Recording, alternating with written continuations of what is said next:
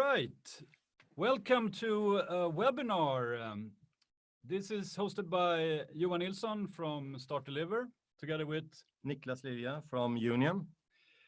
And today's topic is pricing plans and expansion for SaaS companies. So we have a agenda that's we're a few minutes late off, but we will begin with the webinar where we will focus on this topic, and we will open up for a Q&A in the end of the webinar. And please, if you have any questions, you can post them in the question tab in Zoom, or you can also send emails to hello@startdeliver.com, and we will answer them in the end of the webinar. And all of the slides that we show in the webinar will be shared afterwards. And we will also record this webinar, so we will also share the recording. We are really thrilled to have you with us, and we hope to share some good ideas and thoughts in this very important topic. Before we head off to the presentation, I just wanted to introduce Start Deliver. So we are a Swedish tech company founded in 2018, and the team behind Start Deliver, we have a long background working with SaaS companies. We're now building up offices both in Stockholm and Krakow, and we are backed by venture capital as of January this year. And we do customer success platform. That's our product. So a system, a tool to work with customer success, basically. Today we are talking about pricing, and we know by our own experience that pricing is something you know is important, but you tend to not spend a lot of time on this topic. And that's something we know also by experience. If you spend time on it and if you work with it, it can have really big impacts on how much you can grow, and also how successful both your product and your business will be. So we think it's a really important topic, and we don't have all the answers, but we will share our own mistakes, our own roadblocks, and also give some advice on things we know have worked in this area. And we also think it's great that we, by coincidence, are doing this on Black Friday, where in the consumer markets, everyone is discounting all they can to get some sales now before Christmas. I don't know if your experience about discounting, but in software and when you sell B2B, like promotions, short-term promotions rarely work. I did a few years back, we tried to close some deals by giving a Christmas basket to everyone that signed. It did not work. So I think you have to think a little bit differently when you work with in B2B in general, but specifically when you work selling software solutions. It's not necessarily the short-term discount that will make the customer buy. And this is not only us saying, there is a lot of studies showing that if you look at pricing regularly, you will have a significant better growth, not probably the first 3 months, but over time. And I think also that's something that in SaaS business, it's the long term you have to look at always. So this is a chart based on a survey done in the US, where they looked at SaaS companies and how often they reviewed pricing and the impact that had on their business. So I will start now by just sharing a few things that I know is common and common mistakes we have done from our own side, and hopefully can give you some advice and where you can probably avoid a few of these things. We talked about discounts, and I think discounts, you use them, but sometimes my experience is that you need to be very you have to have very good limits for what discounts can be done. When a previous company I was working with, we had no limits, no boundaries when it came to discounts, and that made our pricing all over the place. We had big customers paying more per user than small customers, and we gave away too much too early, and that was just because there was no real rules around discounting. And my belief there is that the discount and the limits on discounts needs to be set by management, CEO level, and sales reps can only move within those limits. Another mistake that's common is that you try to make too complicated schemes when it comes to discounts, and nobody really understands them, not internally, or if there's any issues internally to understand them, it's a given that the customer will not understand them. And also sometimes you discount things that you don't have to discount, just by your own by having the wrong behavior internally. I remember we used to discount for the bigger customers. We discounted the consultancy fee we charged, and that was really just something we believed was important. But when we changed that, nobody noticed, and it was something that really just was something we had our own opinion about, but it didn't really matter to the customer. So discounts is something to look at, and I think if it's not set from top management, there's room to improve there. And terms is also an area where you have a lot of improvements. We have done a lot of mistakes there as well. And here is something that sometimes you get inspired by a consumer app that's have some new innovative terms or plans, and you try to adopt that to your business. And if you're not a similar product and a similar customer, you don't have a similar customer type, then you will not succeed.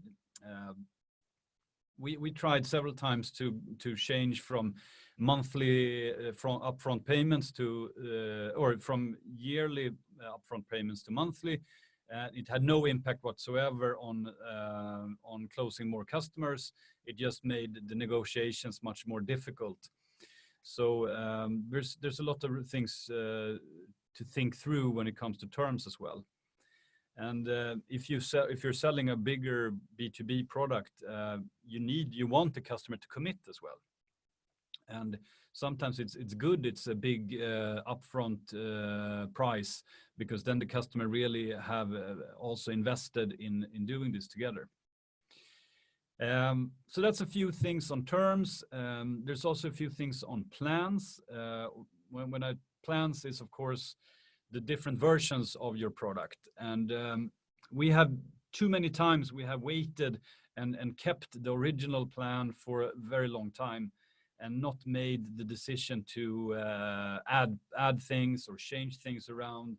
I think that's something we stick with our original plans for too long, and we don't try things. And my experience there is also that you have to try things to really see if you can add things or change the setup of the plan.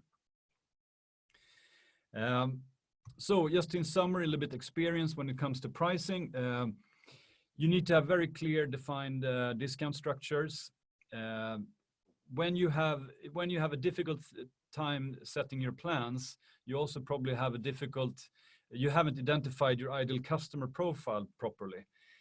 Because if you try to be everything for everyone, you will not have good differentiations in your plan. So having a good ideal customer profile, it's much more easy to set the differentiation between in your plans. So that's also something that's like a prerequisite to get good plans going. Product range always is something that really works to give the customer choice to upgrade or to stick with the original or stay with the lower price plan. Give them a range. It can also be within the plan and within add-ons. And the last part is to add services as a complementary part in your plan and your offering. It helps really drive the expansion as well. And talking about expansion, we will go into that as well. We will come back to pricing a little bit with Niklas, but just to touch on expansion, because pricing plans are so much linked to the possibilities and the potential of expansion. And when we talk expansion, I think it's also important to realize that there's different types of expansion. And expansion is, of course, how you can grow on your existing customer base. And I think this is something, it's very easy to bundle this and you have one growth figure on existing customers, but you have to break it out in separate, there are separate parts of this. You have the natural expansion where you basically, the customer by themselves add things, grow, you don't do anything. And then you have the assisted expansion where you steer the way, you help them along the way to a new to an upgrade or to another product. And then you have the proactive expansion where you suggest something that the customer didn't know they could do, and you make them add features, add upgrade to a new plan, or add more users. And those are very different, and it's very important to realize the difference. And also when you do budgets, when you do the plan for how much you can grow, to realize you have these different options here.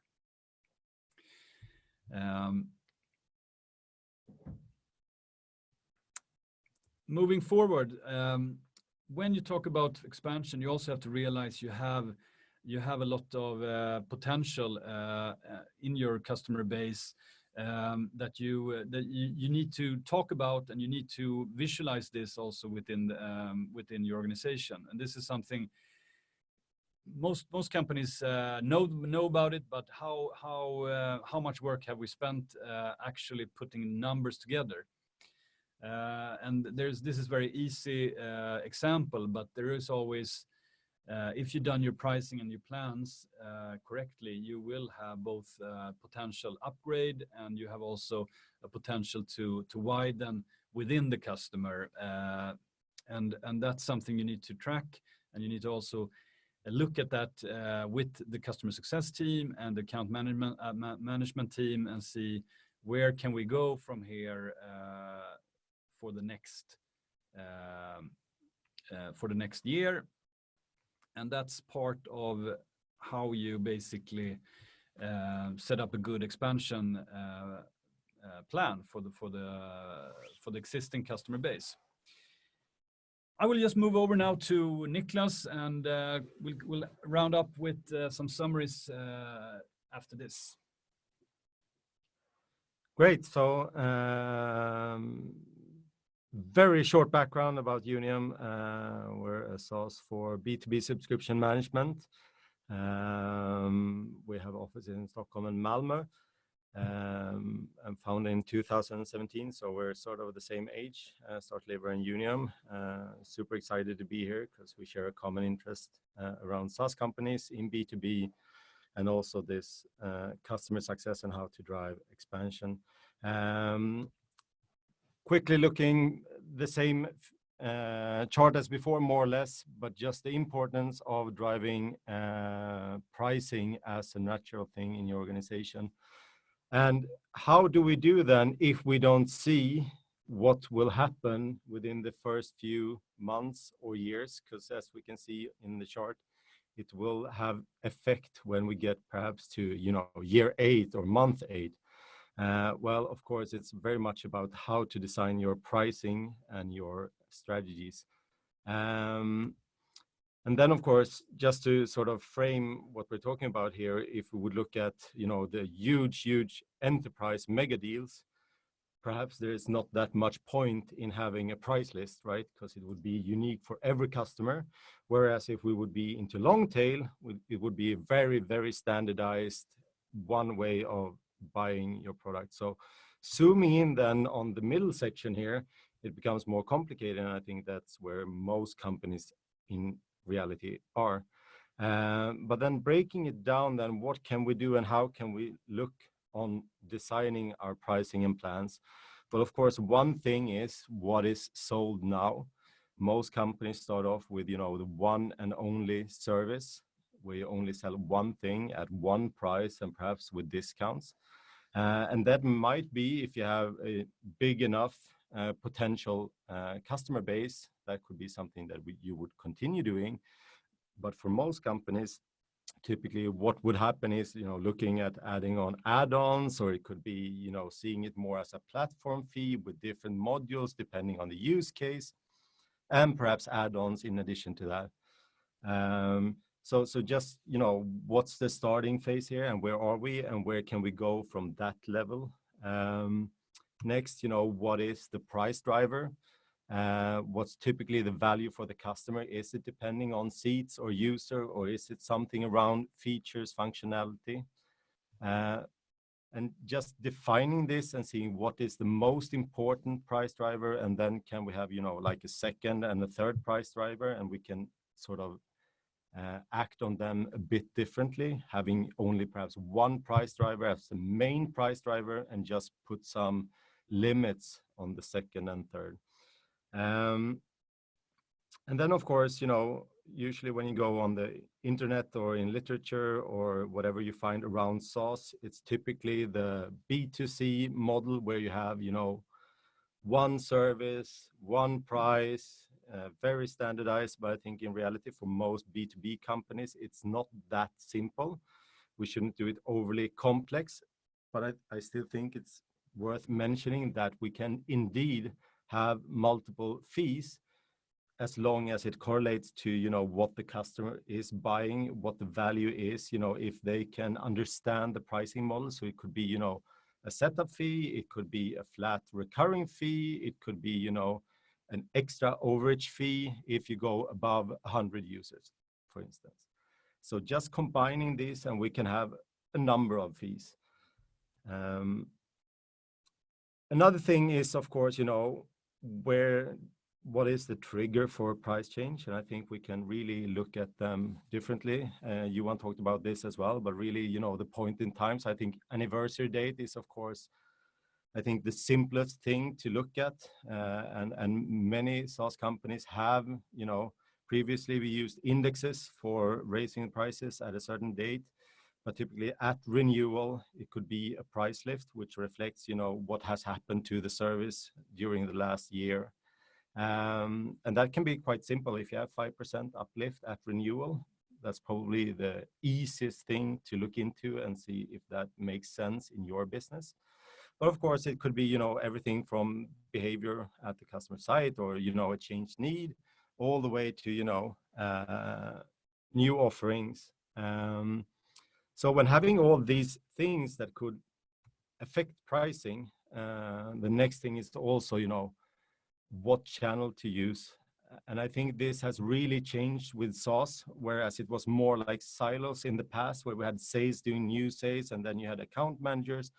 But now we're seeing, an initial deal might be, from a direct sales, but then we do, customer success and we, have a dialogue with the customer and we have input from customer success team. It could be in addition to, having partners, customer self-service in the app. So we really need to, understand, how do we, but mostly, how do the customer want to do, business with us, not only in the first deal, but throughout the journey of the customer. A few learnings, I think we mentioned some of them before, but definitely it's a trend that, many companies only relying on a pay-per-use model in B2B are driving towards getting some certainty and having more term subscriptions. And I think also when we're designing, we might not know everything from the get-go, but I think it really matters if you can be precise on what's included, right now in the first sale, so that you can see expansion possibilities later on. So, I mean, how to do this? It becomes quite easily and quite fast, quite messy. So of course we need to have, all the data in one repository. So we have one truth, so that we have sales working with the same data. We have our customer success team working with the same data. We can present the same data in our application, etc. And really have that as back and forth arrows to each stakeholder. And I think, as I mentioned at the start with Unum and Start Deliver, I think it's so exciting because we're both in this sort of central subscription hub, but from two totally different perspectives, where one is more about, how can we see what is customer success in reality? And another perspective is how can we monetize on the subscriptions, and also talk to all these other systems. But having a subscription hub, we can really set the foundation, because what we want to do is really enable experimentation, that we can try something out this month, next month. We can be agile, and we can also, not do it only by gut, but actually by data-driven decisions. And then we can talk about, how did we perform last year? Was it upsell? Was it new business? What does our, recurring revenue looking going forward? Are we at risk when it comes to active renewals or not? Can we simulate what happens if we can increase the price with 5%? So all of that, but we really need to, design our pricing and make sure that we have control over our subscription data. So,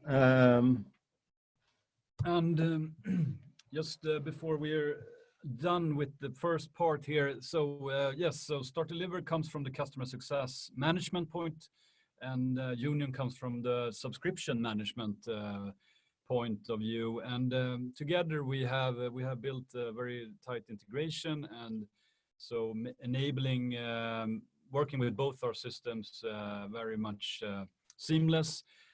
Helps with solving this whole area around pricing plans and how to work with them with your customers. And of course, if anyone wants to know more detail on how that solution looks like and how it works, we have a lot more on that, but we will not share that today. But if you want it, we will send it over or show you in a web meeting or a demo. We are out of time, and it moves fast. But we have received a few questions, and please send or share in the app. One question we have here is, it's quite a big one, but it's how do you change pricing? And I guess the meaning or what this person is looking for here is, how do you go about in a practical way to change pricing? And I can start, maybe you can add something, Niklas, but I think it's tough, right? Especially if you had your plans and your setup as for a long time. There will be a lot of this can't be done, but that will not work, and a lot of internal discussions around this. And the salespeople will probably push back and say we cannot increase prices and so on. My best advice there is that you have to start. We had at one point we had only one product and one plan, so one price more or less. And then we added just a premium version. And in the beginning, of course, that premium was very, very, very few things that was different from the other product. But as soon as we started to think about the premium version of the product, we started to differentiate when we developed the product as well. And we started adding more and more features in the premium, and we actually moved a few things around. And as soon as you put it up there, you start thinking about it, and you start actually developing the product with this new plan in mind. So, and of course, in the beginning, no one will, or very few people or companies will buy maybe that premium version or that new plan or that add-on you have. But you have to start, and that's I guess my best advice from that side. And probably just put it on the agenda. There are so many things that we do monthly, but what about pricing? Perhaps the thing to do that will most heavily affect your business could have some room on the monthly agenda as well. No, absolutely, and that's also something to do. We also got a question that's quite similar, but in a different. It's more about how to increase pricing. So maybe you don't want to change your plans or add things, but you want to increase your pricing. And that's, of course, I don't know, it's not the most positive letter you can send to your customer to say, okay, we're increasing our prices 15%. And that's probably not the way to do it either, but there is ways. I know also there are SaaS companies that have automatic, not only index increase in price, but also a 5% or 10% annual increase in their pricing in their agreements.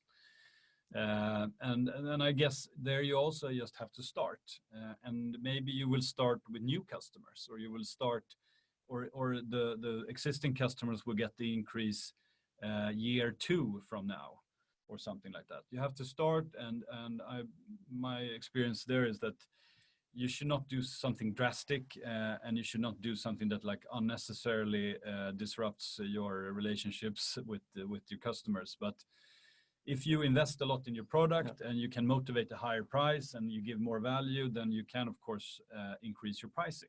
Yeah, and I think that is really the key, right? Yeah. Having value for it, and I think these annual uplifts at renewal really depends on what have you been doing for the last year. Have you really improved the value for the customer? It makes perfect sense, right?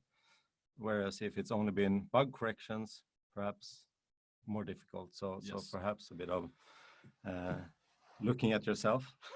Absolutely, and there is my experience there is also that like customers that are really into your platform, are really using it, they will you have to continuously add things to your product because in order to make them happy with you, and that's a perfect opportunity to also increase your average contract value by having continuously adding things to your product that you can also charge your customer for. And why not ask your customers? We often talk about talking to customers about how to improve the product, but why not talk about how to change pricing? It might seem a bit that we're on different sides here, but I think you can actually get a lot of value from that. Perhaps it makes more sense to have a base per user instead of base per feature. It could be things like that that actually opens up opportunities to increase pricing as well. Yeah. I'm not sure I understand. That was Siri. Yeah.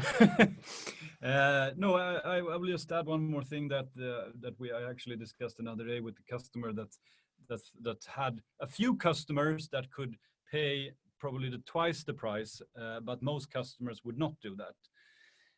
And how to work with the scenario like that, and that I think comes back a little bit to if you are too wide in your in which customers you want to be your customer, if you're not defining your ideal customer, then you will have a problem to increase prices, because there will be a few customers that cannot pay that premium.